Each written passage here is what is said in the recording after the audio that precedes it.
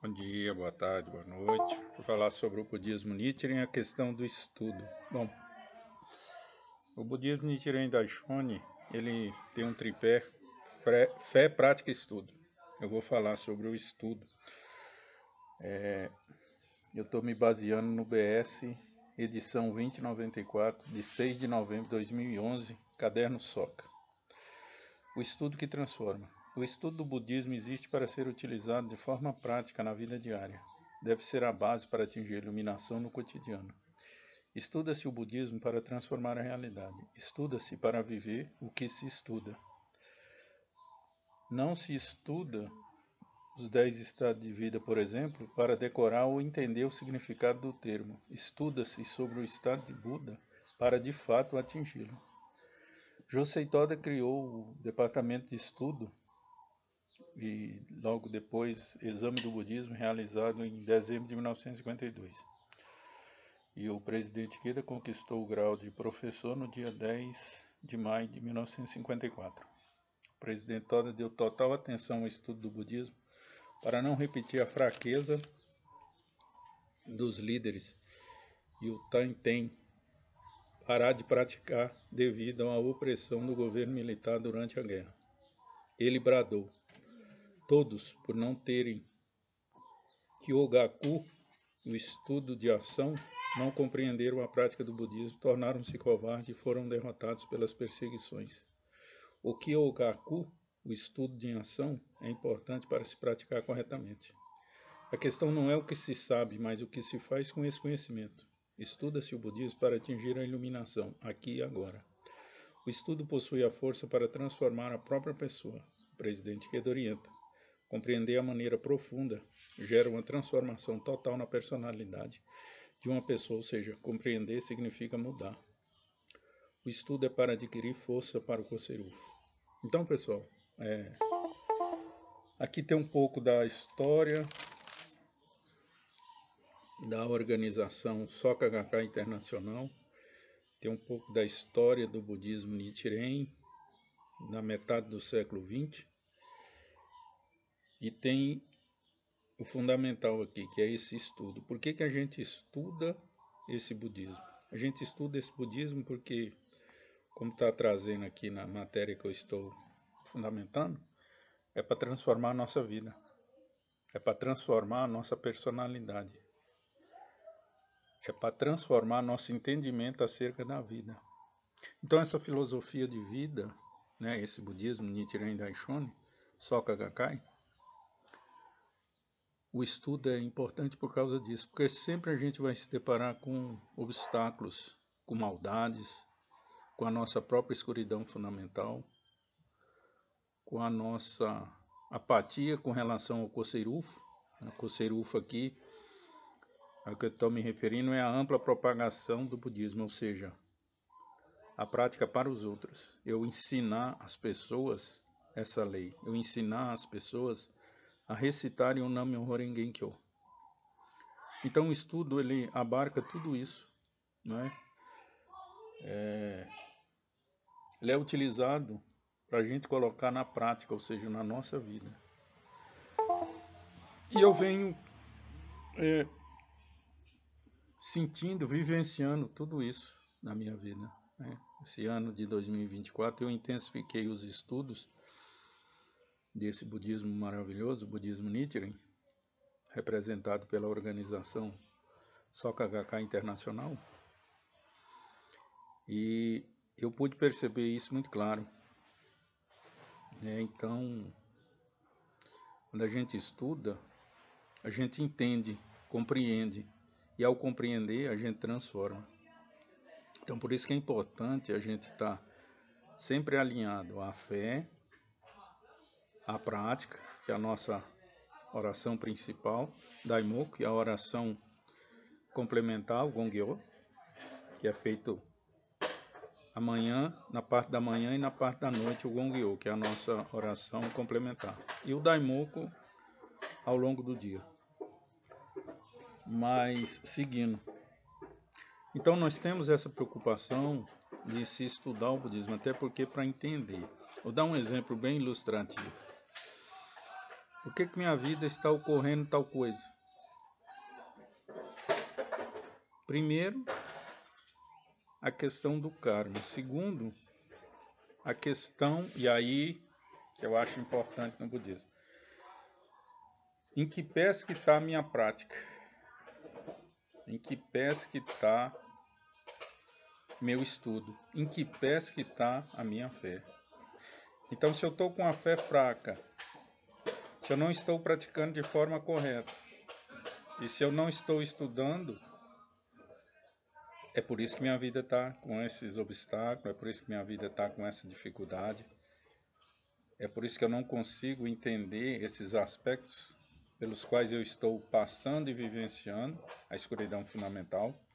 É por isso que eu estou preso nessa ilusão de achar que a minha vida está difícil, que eu não vou conseguir, que as pessoas mais atrapalham do que ajudam. Não, não, não. Pelo contrário. Quando eu estudo e compreendo esses aspectos seculares da minha vida, eu percebo que a responsabilidade é absolutamente minha. O externo, tanto a natureza, me referindo ao meio ambiente, quanto a nossa sociedade, as pessoas com que eu convivo, não tem nada a ver. Nada a ver. A grande questão fundamental, o ponto primordial, é eu e a minha prática. Então, a primeira coisa que a gente consegue compreender e esclarecer através do estudo é isso. Eu sou responsável. Eu que causei tudo isso. E só cabe a mim transformar essa situação, transpor esse obstáculo, vencer essa dificuldade. E aí eu intensifico na prática, as orações diárias. E ao compreender, através do estudo, esses aspectos seculares da minha vida, eu aprofundo a minha fé. Então vocês percebem que tudo é um tripé, um ciclo. Quanto mais eu estudo, mais eu compreendo. Mais eu aprofundo a fé e mais eu pratico. Ou seja, mais eu recito o Daimoku, mais eu faço o Gongyo da manhã e o Gongyo da noite. É um ciclo. Por isso que no budismo tem um princípio que eu acho fundamental, que é o princípio vitória ou derrota. O que significa esse princípio? Esse princípio significa que a derrota é quando eu desisto. Entendeu? Então, esse é o ponto. É até conseguir. É até concretizar. Isso é aprofundar a fé. Isso é basear na questão de ir além das minhas possibilidades. Porque eu fazia as coisas dentro das minhas possibilidades é normal. Agora, quando eu vou além das minhas possibilidades, o que acontece comigo? Eu entro naquele momento desafiador. E por que é desafiador? Porque eu passo a ver o invisível, ou seja, quero ver aquele objetivo meu concretizado. Vou no incrível, ou seja, eu passo a acreditar naquilo e eu recebo o impossível, ou seja, aquele desejo concretizado, aquele desejo manifestado. Isso é fé. Agora vamos lá, vamos botar numa coisa prática. É eu criar as condições para que esse desejo, ou o entendimento, ou a compreensão de aspectos seculares da minha vida, de fato aconteça na minha vida. Eu tenho que fazer o quê? Criar as condições para isso. Ou seja, elevar meu estado de Buda. Essa é a grande questão. Então, enquanto eu não criar condições, enquanto eu não elevar meu estado de vida, eu não consigo. Então, eu tenho 10 estados de vidas. Do inferno ao estado de Buda. Só que eu tenho que entender que esses 10 estados de vida são possessões, ou seja, eu possuo os 10 mutuamente. Então eu gravito nesses 10 estados. Lembrando que os 6 primeiros, inferno, ira, animalidade, fome, alegria e tranquilidade, são estados de vida baixo. Absorção, erudição, Bodhisattva e Buda são os estados de vida superiores. A absorção e a erudição é esse conhecimento, é essa compreensão que eu tenho dessas questões seculares, ou seja, eu tenho um entendimento mais profundo acerca da minha vida e acerca das questões seculares do mundo. Então isso é erudição, eu entendo, eu compreendo, eu consigo ver isso, eu consigo captar isso na realidade. Isso é a erudição. A absorção é eu compreender isso e transformar isso dentro de mim. Essa é a absorção. Quando eu faço isso, eu vou para o Bodhisattva. Isso a gente chama de 3 nobres veículos. Eu entendo, eu transformo e eu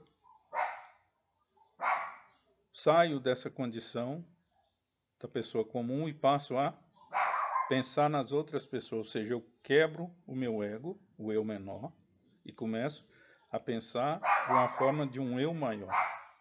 Prática para si, prática para os outros. Mas eu ainda preciso evidenciar mais um estado de vida, que é o estado do Buda, o estado da ação. A ação é, eu vou ao encontro das pessoas. Eu vou ensinar as pessoas a saírem desse sofrimento, a sair dessa ira, a sair dessa animalidade, a sair dessa fome, a sair dessa alegria, que é relativa, e a sair dessa tranquilidade, que é o que comumente nós convencionamos chamar de zona do conforto, ou zona de conforto. Então, tudo isso só é possível através do estudo, essa compreensão um pouco mais aprofundada. E isso é elevar o estado de vida.